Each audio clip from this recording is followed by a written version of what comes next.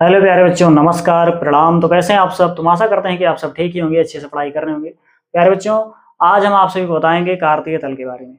चलिए बिना देर किए हुए शुरू करते हैं। तो कार्तीय तल, सबसे पहले जान लेते हैं कार्तीय तल होता क्या है। ठीक है, तो जो कार्तीय तल है, इसमें देखिए, जब दो लंबवत अक्ष मतलब एक्स अक्ष व वाई अक्ष एक दूसरे को काटते हैं तब कार्तीय तल बनता है। ठीक है, और इस तल को निर्देशांक तल भी कहा जाता है। ठीक है, तो देखिए कार्तीय तल देखिए बना दे रहे हैं, देखिए कैसे बनेगा। देखो ये, इसे बोलते हैं एक्स अक्ष, ये यक्स अक्ष है, और ये एक्स डैश इसको मान लेंगे। ठीक है, ये होता है एक्स डैश अक्ष, ये है वाई अक्ष,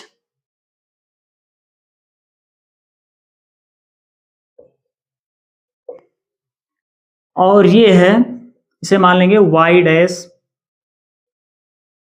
अक्ष।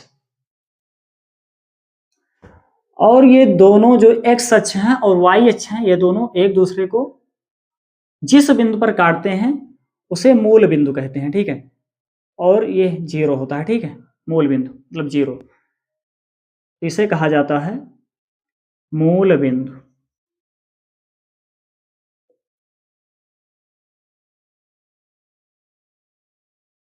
अब देखिए मूल बिंदु के दाहिनी तरफ मतलब एक्स अक्ष पर, देखिए मूल बिंदु के दाहिनी तरफ प्लस में संख्याएं होती हैं, इधर प्लस में होती हैं, जैसे 1 2 3 ऐसे करके इधर प्लस में होती हैं संख्याएं। ठीक है, और मूल बिंदु मतलब जीरो के बाईं तरफ ऋण में संख्याएं होती हैं, जैसे ऋण 1 ऋण 2 ऋण 3 ऐसे इस तरह से। ठीक है, उसके बाद वाई अक्ष पर, वाई अक्ष पर ऊपर की तरफ, ऊपर की तरफ धन में संख्याएं होती हैं,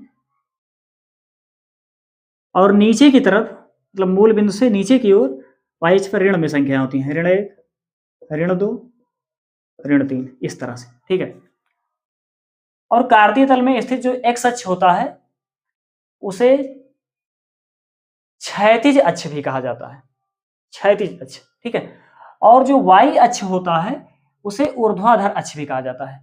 इसको क्या बोलते हैं?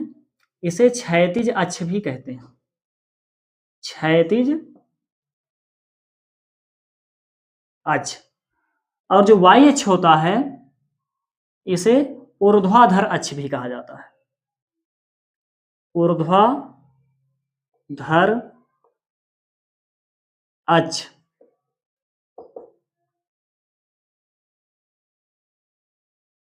ये जो कार्तीय तल होता है, देखिए इसमें 4 चतुर्थांश होते हैं।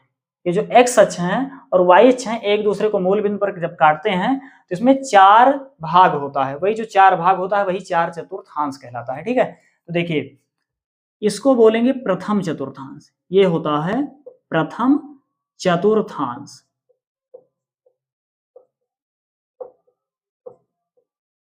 ये होता है द्वितीय चतुर्थांश,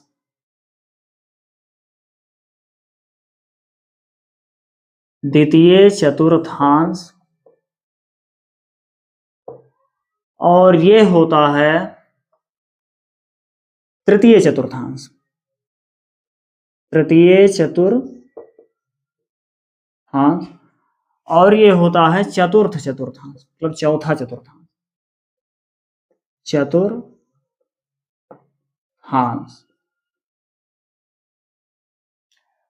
और एक बात जान लीजिए, निर्देशांक जब लिखना हो तो एक्स अक्ष पहले लिखते हैं, एक्स अक्ष पहले लिखते हैं और वाई अक्ष बाद में लिखते हैं। ठीक है, और एक्स अक्ष को भुज कहा जाता है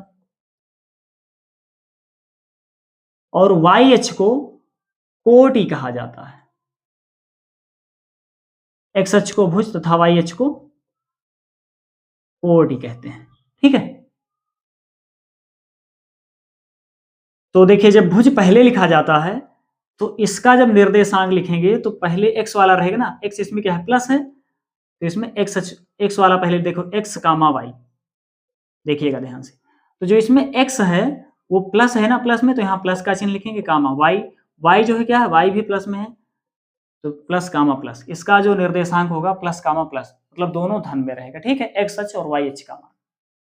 उसके बाद यहाँ पर देखो, यहाँ भी एक्स कामा वाई लिखेंगे। देखिए इसमें एक्स डैश है ना, तो एक्स डैश लिख दो, वाई है वाई लिख दो।